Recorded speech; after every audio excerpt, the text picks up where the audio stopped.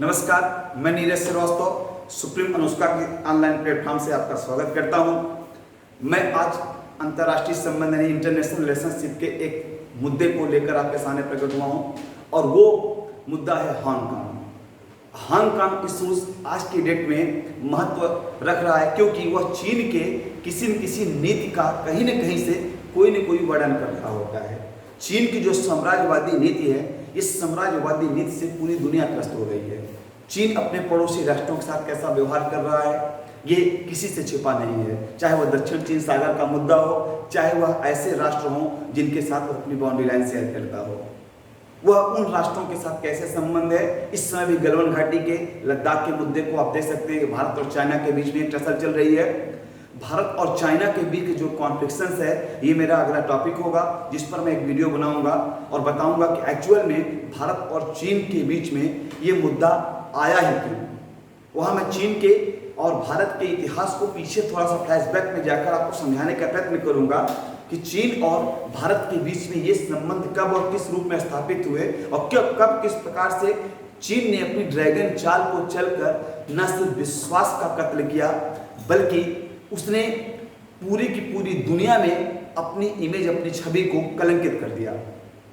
वो अपनी किसी भी भूल को स्वीकार करने को तैयार नहीं है, चाहे कोविड-19 का मामला हो, चाहे वह उसकी अन्य किसी धूर्तताओं का मामला हो, वो किसी भी धूर्तता को स्वीकार करने को तैयार नहीं होता है। फिलहाल आज का जो मुद्दा है वो हांगकांग मुद्दा है। हांगकांग मुद्दा क्या है एक्चुअल में, ये हम आप लोगों को बताना चाहते हैं। चीन का भौगोलिक क्षेत्र काफी बड़ा है, भारत की तुलना में काफी बड़ा है। तो जब ब्रिटिश शासन एशिया की तरफ बढ़ रहा था, British east India company Asia की तरफ बढ़ रही थी, तो ब्रिटिश ईस्ट इंडिया कंपनी ने संपूर्ण भारत को अपनी मुट्ठी में जकड़ लिया। भारत पूर्ण रूप से गुलाम हो गया, लेकिन चीन के साथ ऐसा नहीं हुआ। चीन कभी पूर्ण रूप से गुलाम नहीं हुआ क्योंकि उसका भौगोलिक क्षेत्र काफी बड़ा था, ठीक है। लेकिन वहां के राजवंश पर पूरा नियंत्रण चीनी सरकार, ब्रिटिश सरकार रखा करती थी। ब्रिटिश अपने हिसाब से ही चीन की अर्थव्यवस्था को भी मेंटेन करते थे, चीन पर नियंत्रण था उनका। उसी क्रम में 1842 में ब्रिटिश जो है वह अवैध अफीम का व्यापार चीन के साथ करना चाहते थे, ठीक है, जिसका चीन विरोध कर रहा था। यह अवैध अफीम जो है वो भारत से उठाया जाता था। इसी क्रम में चीन और ब्रिटेन के बीच में 1842 में एक युद्ध हुआ जिसे अफीम का युद्ध कहा जाता है। यह अफीम का युद्ध 1842 में पहला युद्ध लड़ा गया था। परिणाम उसका ये निकला कि हांगकांग का जो द्वीप था, जो चीन के कब्जे में था, उस कब्जे वाले द्वीप को ब्रिटेन ने अपने कब्जे में ले लिया, ठीक है। हांगकांग पर ब्रिटिश सत्ता काबिज हो गई। इसके पश्चात 1860 में अफीम का दूसरा युद्ध लड़ा गया। उस युद्ध का परिणाम यह निकला कि हांगकांग के उत्तर का जो मैदानी क्षेत्र कोबलून का क्षेत्र था, उस क्षेत्र पर भी ब्रिटिश सत्ता ने अब कब्जा कर लिया। बाद में उस पर शासन करने के उद्देश्य से 1897 में ब्रिटिश सरकार ने चीन के साथ एक एग्रीमेंट किया और कुछ भौगोलिक क्षेत्र को, कुछ मैदानी क्षेत्र को 99 साल के लीज पर अपने पास रख लिया। और ये ध्यान रखने की बात है कि ये जो लीज वाला एग्रीमेंट था वो हुआ था 1897 में, 1897 में। अगर यहाँ से 99 ईयर जोड़ा जाए, 1998 में हुआ था, यानी 1898 में हुआ था ऐसा, ठीक है। 1898 से अगर 99 साल जोड़ा जाए तो यह 1997 में पूरा होता है। यानी कि यह था कि ब्रिटिश एम्पायर को 1997 में चीन का वो भौगोलिक क्षेत्र चीन को वापस लौटाना था, ठीक है। इसी क्रम में 1982 में चीन और ब्रिटेन के बीच में यह काम स्टार्ट भी हो गया कि अब सत्ता का हस्तांतरण, यानी हांगकांग सत्ता का जो हस्तांतरण है वो ब्रिटेन अब चीन को कर दे। वो समय आ चुका है। परिणाम निकला कि 1 जुलाई 1997 को हांगकांग को जो है कि ब्रिटेन ने चीन को सौंप दिया। अब आप चलते हैं थोड़े से, इसके पीछे भी थोड़ी सी कहानी पर चलते हैं कि जब आप चीन के बारे में जानेंगे तो जानते हैं कि चीन में कम्युनिस्ट शासन था। 1949 में माओ से तुंग ने अपनी सत्ता फैला दी थी। वहां पर कम्युनिस्ट शासन था। और कम्युनिस्ट व्यवस्था ऐसी व्यवस्था होती है जिस व्यवस्था में लोगों को मौलिक अधिकार नहीं होते हैं। यानी चीन का जो संविधान था, जो चीन की स्वतंत्रता थी लोगों के लिए, वह बिल्कुल अलग थी हांगकांग से, क्योंकि हांगकांग अभी ब्रिटिश लोगों के द्वारा एडमिनिस्ट्रेट किया जा रहा था। इसीलिए वहां के लोगों का जो स्टैंडर्ड, वहां के लोगों की स्वतंत्रता, वहां की स्वायत्तता, वह चीन के अन्य शहरों से पूरी तरह से भिन्न थी। इसी कारण से हांगकांग जल्दी ही एक बहुत बड़े व्यापारिक क्षेत्र के रूप में विकसित हो गया और वर्तमान के समय में वो सबसे बड़ा स्वतंत्र व्यापारिक क्षेत्र माना जाता है हांगकांग। ऐसा इसीलिए हो पाया क्योंकि वहां पर ब्रिटेन की सत्ता चला करती थी। ठीक है, तो 1997 में जब 99 साल की लीज पूरी हो जाने के पश्चात ब्रिटेन ने हांगकांग को चीन को सौंपा, तब उस कंडीशंस में उससे एक एग्रीमेंट किया गया जो 50 साल के लिए किया गया एग्रीमेंट था। यह एग्रीमेंट 2047 में जाकर पूरा होगा, जिसके तहत यह कहा गया था कि चीन जो है वो हांगकांग पर एक देश और दो व्यवस्था सिद्धांत की तरह व्यवहार करेगा। ठीक है, यानी कि चीन हांगकांग के केवल रक्षा और विदेश मामलों पर ही अपना नियंत्रण रखेगा, कि उसी मामलों पर बोल सकता है, अन्य मामलों पर जो है वह हांगकांग को स्वतंत्रता होगी। ठीक है, हांगकांग में ब्रिटिश रूल के समय में एक बेसिक लॉ बनाया गया था, एक बेसिक लॉ बनाया गया था और उस वही बेसिक लॉ हांगकांग पर 2047 तक कार्य करेगा, ऐसा कहा गया था। ठीक है, चीन की सत्ता ने, चीन के शासन ने इसे स्वीकार भी कर लिया था कि 2047 तक वह रक्षा और विदेश मामलों को छोड़कर कि हांगकांग के किसी अन्य आंतरिक मामलों में दखल नहीं देगा। वर्तमान में उसकी वादा खिलाफी ही आज संकट का कारण बन गई। मैं हांगकांग की पृष्ठभूमि को थोड़ा सा और आपको बता देना चाहता हूं कि हांगकांग में एक बेसिक लॉ कार्य करता है। ठीक है, और हांगकांग में वहां पर एक सिलेक्ट कमेटी होती है जिसमें कुल 1200 सदस्य होते हैं। वह 1200 सदस्य एक अध्यक्ष का चुनाव करते हैं जिसको सीईओ कहा जाता है। ठीक है, इन 1200 सदस्यों में 600 सदस्य जो है वह वयस्क मताधिकार के आधार पर चुने जाते हैं, जबकि 600 सदस्य जो है वो विभिन्न विशेषज्ञ के क्षेत्र से शामिल कहते हैं, डॉक्टर हैं, वकील हैं, इन लोगों को शामिल किया जाता है। ठीक है, और इस जो सिलेक्ट कमेटी है, जो हांगकांग की सिलेक्ट कमेटी जो सीईओ को का चुनाव करती है, इस पर हमेशा बीजिंग का यानी चीन का प्रभाव रहता है। यानी कि वास्तविक रूप से सच्चाई तो सिर्फ ये है कि हांगकांग में कोई एडमिनिस्ट्रेशन वही व्यक्ति पा सकता है जो बीजिंग का समर्थन प्राप्त हो, जिसको यानी जो बीजिंग का खुद समर्थन करता हो और जिससे बीजिंग का समर्थन प्राप्त हो। बीजिंग मतलब चीन। वर्तमान में वहां के सीईओ कैरी लैम हैं, जिनको कहा जाता है कि वह बीजिंग समर्थक हैं और वो जो कुछ भी नीतियां बनाती हैं वह हमेशा चीन को ध्यान में रखकर बनाती हैं।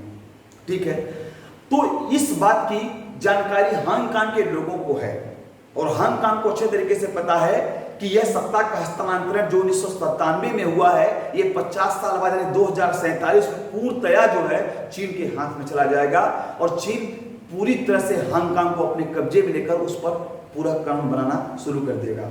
यही से शुरू होती है हांगकांग के लोगों के विरोध की प्रक्रिया। 2014 में एक अम्ब्रेला मूवमेंट चलाया गया था इसी को लेकर। अम्ब्रेला मूवमेंट का संबंध हांगकांग की स्वतंत्रता को लेकर ही था कि हांगकांग के निवासी ये चाहते हैं कि चीन का आधिपत्य हमारे ऊपर ना हो, हम एक स्वायत्त राष्ट्र के रूप में जाने जाएं।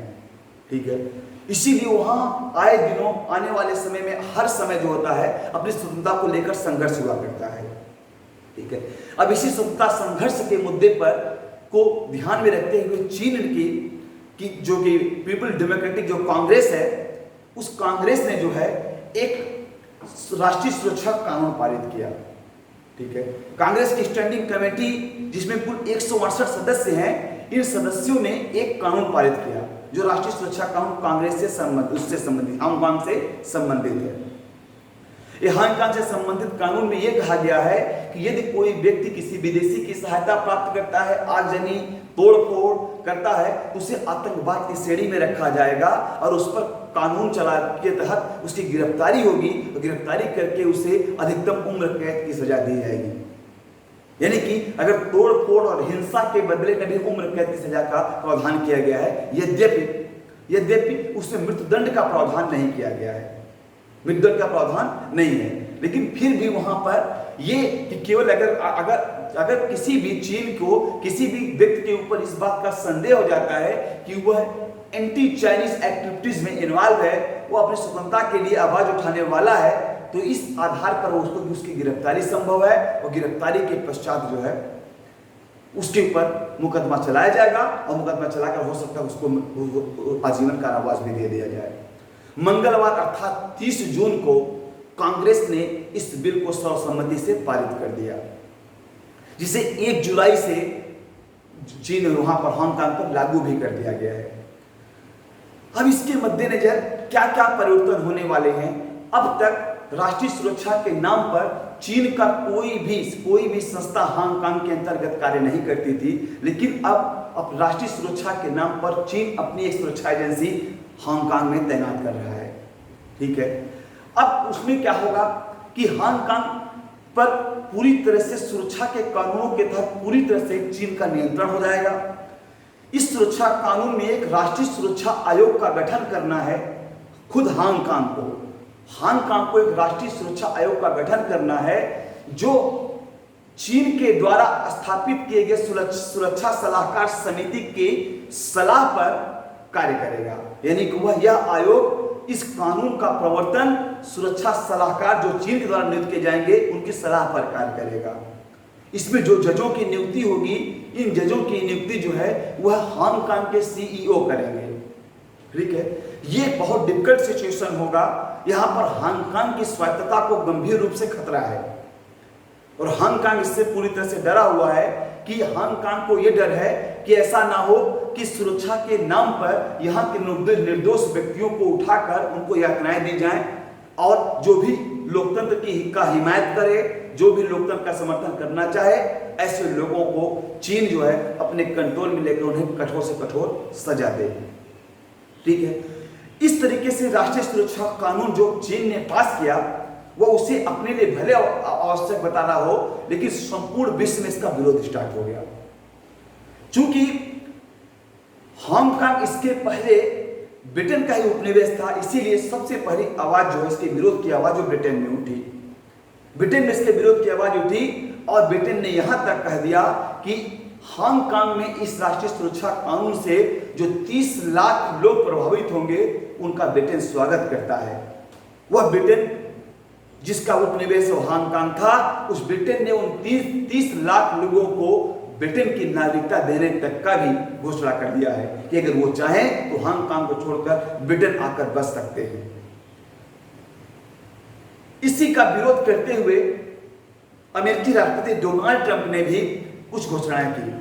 उन्होंने अमेरिका के बैंकों को सख्त लहजे में हिदायत दी कि अगर कोई भी बैंक या बैंकर चाइनीज कंपनी के साथ, चाइनीज व्यक्तियों के साथ किसी भी प्रकार का कोई भी लेन देन करते हुए समझ में आती है, पकड़ी जाती है, तो उसको कठोर से कठोर दंड दिया जाएगा।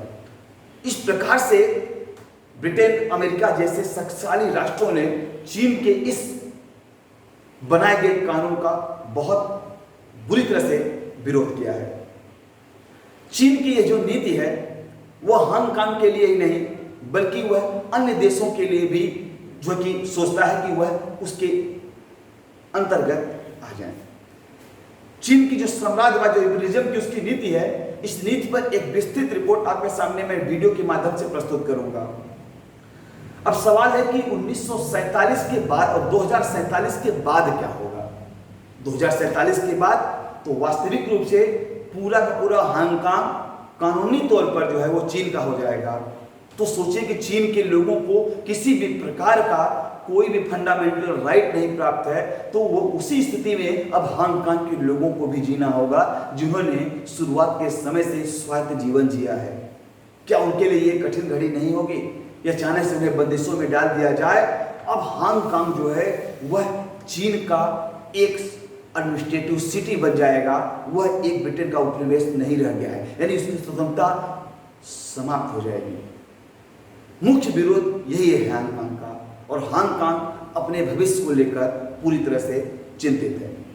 मैं नीरज श्रीवास्तव इंटरनेशनल रिलेशनशिप के टॉपिक्स को आपके सामने कई तथ्यों के रूप में, कई फोल्ड्स के रूप में लेकर आऊंगा। आज हांगकांग का इशू आपके सामने उठाया। हांगकांग में प्रत्यर्पण का मुद्दा जो है मेरे अगले वीडियो में जाएगा कि हांगकांग के लिए प्रत्यर्पण का एक मुद्दा होगा कि हांगकांग, चीन ने किस प्रकार से हांगकांग पर दबाव डालकर प्रत्यर्पण कानून बनाया, उस कानून से एक्चुअल में क्यों हांगकांग के निवासी डरे हुए हैं। इसका एक वीडियो आपके सामने अगली कड़ी में जाएगा। बहुत बहुत धन्यवाद।